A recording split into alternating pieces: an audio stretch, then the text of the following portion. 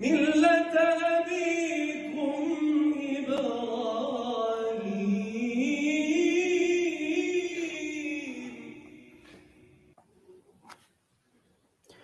أعوذ بالله من الشيطان الرجيم وكيف أخاف ما أشركتم ولا تخافون أنكم أشركتم بالله ما لم ينزل به عليكم سلطانا فأي الفريقين أحق بالأمن إن كنتم تعلمون الذين آمنوا ولم يلبسوا إيمانهم بظلم أولئك لهم الأمن وهم مهتدون رب اشرح لي صدري ويسر لي أمري واحلل عقدة من لساني يفقهوا قولي فالحمد لله والصلاة والسلام على رسول الله وعلى آله وصحبه أجمعين أما بعد.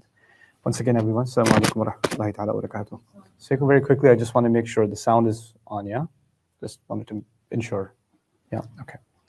So today in episode 6 of this series, what I want to talk to you about is one of the most important benefits of Iman, one of the consequences of Iman that is claimed as something that the people of Iman deserve in this life and in the next life by the words of Ibrahim alayhi salam. So the fact that we have faith is associated with lots and lots of benefits, but we don't think of them in terms of how we understand the world at large. And this is one of those things that shapes our worldview. Yesterday I was talking to you about how humanity is looking for peace, and there's conflict all around us, right? There's conflict at the geopolitical level, there's conflict at societal levels, there's conflict in families, there's conflict even inside of ourselves, right? And we want peace in all of those levels, at the individual level, then family, then society, then the world. The world longs for peace and longs to get away from conflict. And the source of all of that is actually what's being highlighted in very brief words in this ayah. So first of all, Ibrahim alayhi salam, at the end of the ayah, we were talking about 81 in Surah Al-Enam, he posed a rhetorical question. He said, فَأَيُّ الْفَرِيقَيْنِ أَحَقُّ بِالْأَمْنِ إِن كُنتُمْ تَعْلَمُونَ. And which of the two parties, which of the two factions is more worthy or more rightfully deserving of peace and safety, if in fact you have any knowledge? So he's now talking about him and those who do shirk, and only one of them is more worthy of peace and safety. So that's a pretty heavy thing to say. So somebody who doesn't deserve, someone who doesn't have iman in Allah cannot have peace and can have safety. That's the claim that he's making. And then he furthers it by saying, الَّذِينَ آمَنُوا. He answers it himself, those that have come to faith, وَلَمْ يَلْبِسُوا إِيمَانَهُمْ بِظُلْمٍ. And they didn't disguise their faith with wrongdoing. That's a really powerful phrase on top of that. أُولَٰئِكَ لَهُمُ الْأَمْنُ وَهُمْ مُهْتَدُونَ. Those are the people that actually have peace. أُولَٰئِكَ لَهُمُ الْأَمْنُ. And لَهُمُ الْأَمْنُ, the khabar of this sentence is, or the mubtada of the sentence is actually mu'akhar. So al-amn is actually a mubtada, lahum is muta'alliq bil khabar muqaddam. What that means is only those people have peace. It is only those people have peace. And they're the ones that are committed to guidance. So I wanted to take some time to try and understand and unpack what these words mean and why they're so important. The most important thing to understand here is that, peace is at the levels. And I alluded to that before: individual, then family, then society, and then the world, right? So there's ripples. And the most important part of that is individual peace. Me as a person, if I'm not at peace, then I can't expect the world to be at peace. It's almost like if humanity is like a building and I'm like a brick, if that brick is shaky, if that brick is unstable, then I can't complain that the building is unstable. I have to be a strong brick myself. I have to be stable myself before I can, have anything to contribute towards the stability of the rest.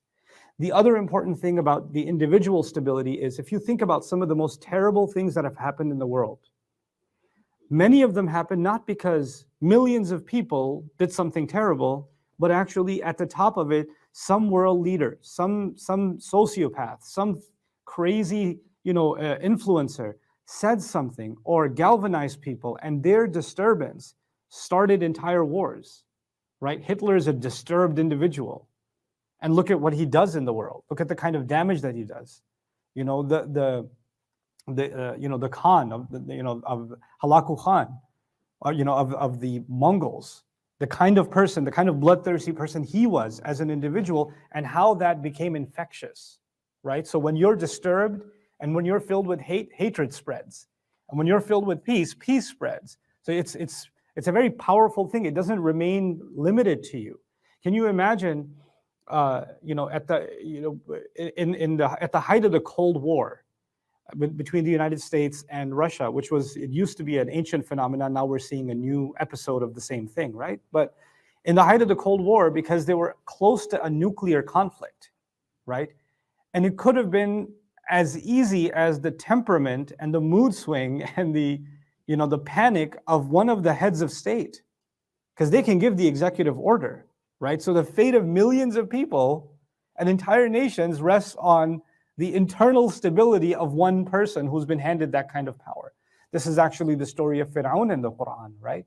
How many lives are influenced and how much chaos is spread because of one person's internal disturbance, right? So the idea that the peace inside of me is insignificant is silly. Every human being inside of them is an entire world. In fact, Allah even compares His miraculous signs in the skies and He equates them with the miraculous signs found inside of a person. It's like we have a universe inside of us too. He says, سَنُرِيهِمْ آيَاتِنَا فِي الْآفَاقِ وَفِي أَنفُسِهِمْ حَتَّى يَتَبَيَّنَ لَهُمْ أَنَّهُ الْحَقِّ. We're going to show them our miraculous signs in the skies, and we're going to show them our miraculous signs inside of themselves until it becomes clear to them that it's in fact the truth. So the marvel of the skies and the vastness of the skies is actually being put right next to the vastness of what's happening inside the soul of a human being, inside the heart of a human being. There's a vastness inside of us. And that vastness can be filled with chaos and storms and earthquakes, or that vastness can have calm. Ibrahim alayhi salam is saying, two parties have taken two sides. It's not just about believing in one God and believing in multiple gods. One of these sides deserves more peace than the other. They're actually worthy of internal peace first and foremost. They can have calmness inside of themselves. So how is my iman in Allah associated with peace? First of all, the word iman comes from aman. Aman in Arabic means two things. It means peace and safety. And the other fundamental term for our faith is Islam. Islam, which comes from silm and salama, which actually also has to do with peace and safety and well-being. And so the first thing I want you to know is Rasulullah ﷺ compared these two phrases when he would, there's a masnoon prayer of the Prophet ﷺ when he would see a new moon. Allahumma ahillahu alayna bil amni wal iman was salamati was salam was salamati wal islam. That, Ya Allah, shine this light of this new moon on us with aman, peace and safety, and iman, which is inside of ourselves. Was salama wal islam. So the next two phrases are associated with Islam. So what I want you to also appreciate in this dars is the connection between Iman and Islam from this point of view. There's lots of different ways you can compare them, but from this point of view. The inside of me, when that is at peace, the words that come out of me, my facial expressions, they're peaceful. When you're around a person that's calm, it has a calming effect on you. When you're around a person that's filled with anxiety, it has an anxiety effect on you. When you have if there's a person that's disturbed deep inside, their disturbance doesn't just stay to themselves, it affects you, right? You're in the car with somebody who's upset, you're gonna feel that energy. You're not just gonna, the weather's fine. The sun starts shining a little less when you're with a person and when you're next to a person, a loved one, anybody who's a different vibe, there's a different feeling that they have inside of them, you can feel the effect of that immediately too, right? So this has consequences in our immediate personal lives. And Ibrahim alayhi salam is saying that Iman, our faith in Allah, our faith in one exclusive Allah, actually allows us to have peace in any situation in life, internally. Outside, my situation could be chaos. I could be surrounded by craziness. Ibrahim alayhi salam is actually surrounded by pretty crazy stuff.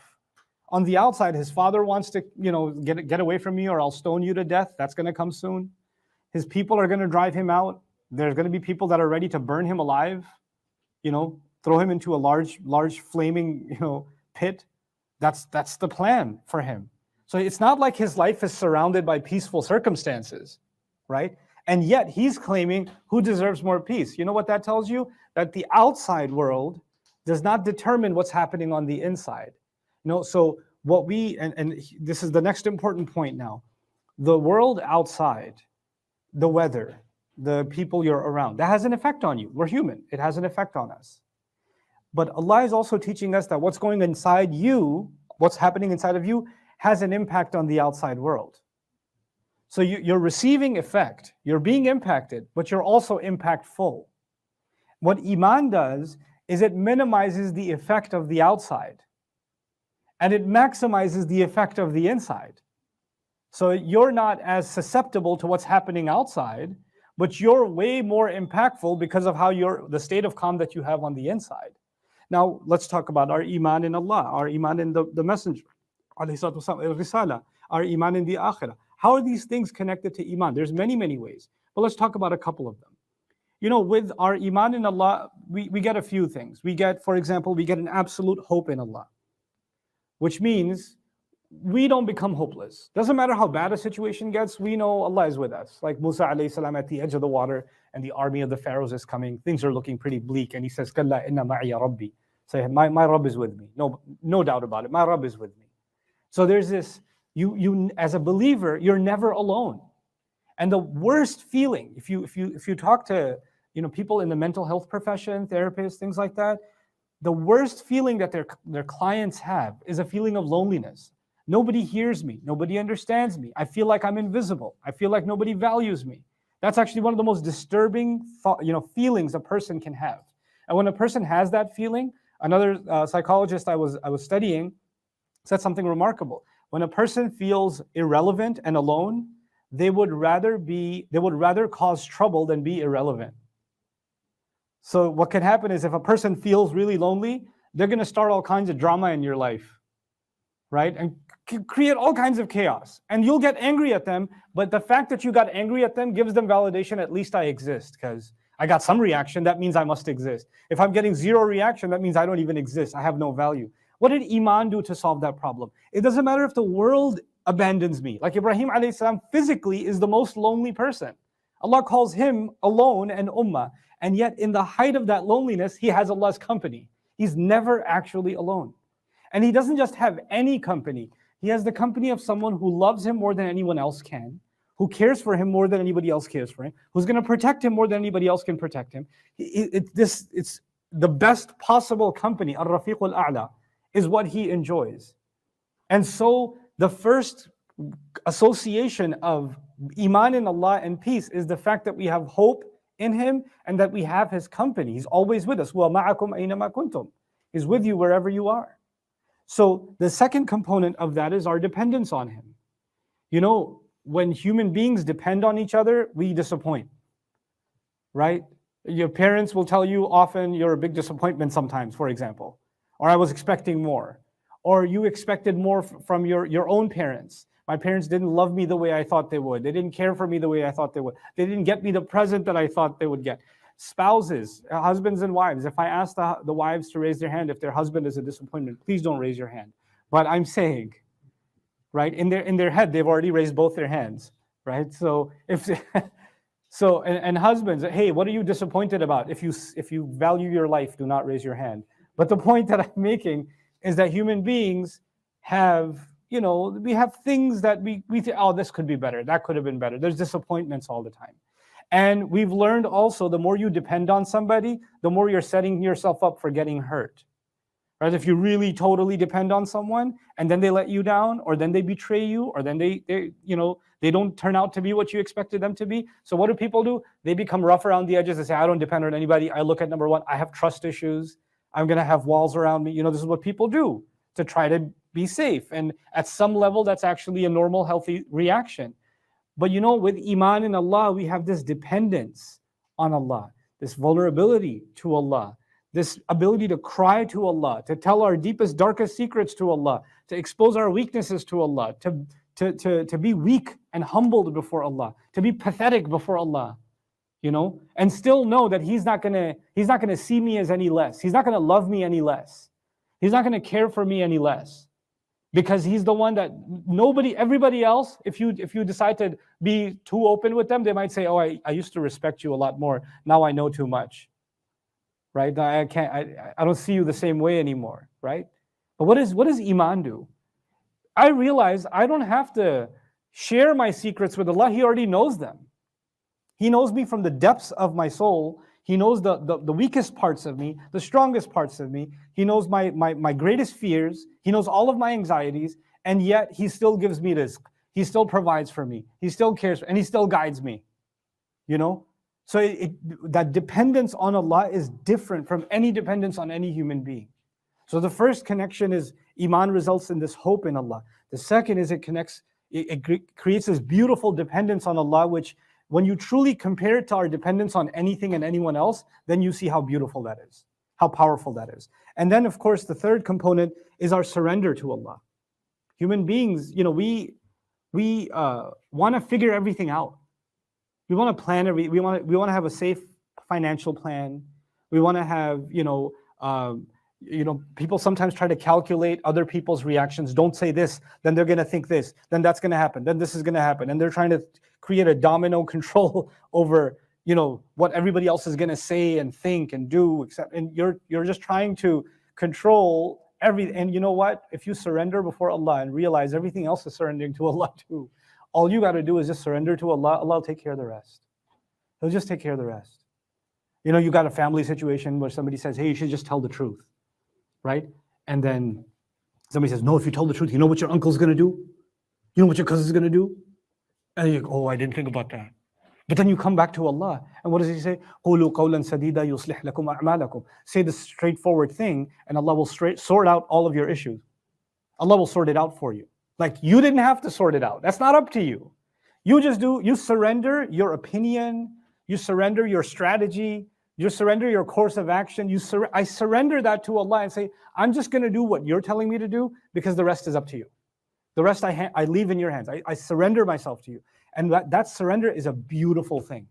It's so liberating because you don't have to worry about the consequences of things because you recognize the consequences are in Allah's hands so long as I have surrendered myself to Him. These things, they lead to really deep levels of peace. Everybody else around you is in panic and you're calm and peaceful because you've surrendered yourself. I've surrendered myself to Allah. And when we're lacking in internal peace in ourselves, maybe one of these kinds of connections we're supposed to have with Allah that are the result of our Iman are not quite there. Maybe we haven't reinforced them as much. So أَيُّ الْفَرِيقَيْنِ أَحَقُّ بِالْأَمْنِ إِن كُنتُمْ تَعْلَمُونَ الَّذِينَ آمَنُوا وَلَمْ يَلْبِسُوا إِيمَانَهُم بِظُلْمٍ. Last thing I'll share with you about this, because there's lots to talk about here, but I'll just share one quick thing about this relationship between Aman and Iman. I said there's Aman and Iman, and there's Salama and Islam. So there's Iman and Islam. Think of it this way. When your insides, is interesting, I'll give you a medical analogy. I spoke to a physician one time who was telling me most of the time when he gets heart patients, right, he tells them, how much stress do you have in your life? And I'm like, your heart problem has to do with cholesterol, it has to do with how open your valves are, your blood circulation, all this kind of stuff, like, why are you talking about stress? Stress is in here. Stress is, your thoughts, your emotions. But there are direct correlations between the level of anxiety and stress you have and your physical condition. There are people that have, autoimmune diseases, and their internal state, how stressed and depressed or anxious they are, can trigger autoimmune responses.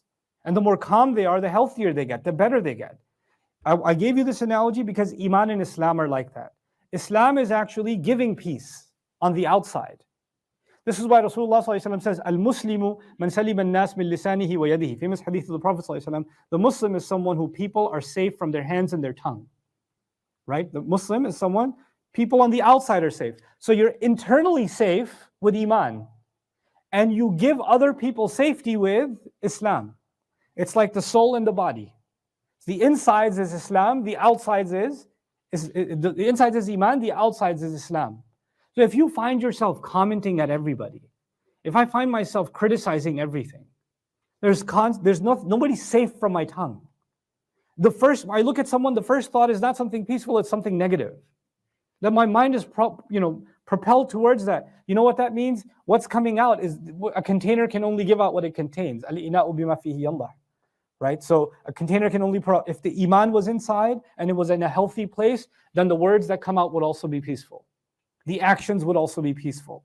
The reactions would also be peaceful. People around you would experience not just peace in the way that you appear and your vibe, but your behavior, your mannerisms, the way you conduct yourself, would just speak volumes for Islam itself. Your personality, my personality, would become Islam itself. So these two things actually go hand in hand. This is why when believers meet each other, we say Assalamu alaikum, right? We extend calmness and peace towards the other. I'm promising you that because I share iman with you, which is inside, as a result, on the outside, I'm going to give salam to you. I'm going to give peace to you, safety to you. That's the agreement we make with each other when we say salam to each other. So when Ibrahim alayhi salam made this comment, now think about that. Individually, a person is at peace. Then their family becomes at peace. And when enough families are at peace, then communities are at peace. There's a ripple effect. Then a nation, a large enough nation can be at peace. And then nations around the world can be at peace with each other. There's a ripple effect around the world of this kind of peace. And when that's not there, then they're competing over things that, that they don't want to surrender to Allah. They want to surrender to their greed. They want to surrender to their lust. They want to surrender to more, to the want of more or the want of power. And when people surrender to those things, you only get chaos. You only get chaos inside the individual life, family life, business life, social life, community life, political life. That's all you get, is this kind of thirst. And the only antidote to that is actually true iman in Allah. May Allah Azza wa Jal allow us to be the people of iman in Allah and to raise a generation of Muslims that truly carry that iman inside them and become a source of peace for the world. Barakallahu li wa lakum fil Qur'an al-Hakim wa nafa'ani wa iyyakum bil ayati wa dhikr al-Hakim.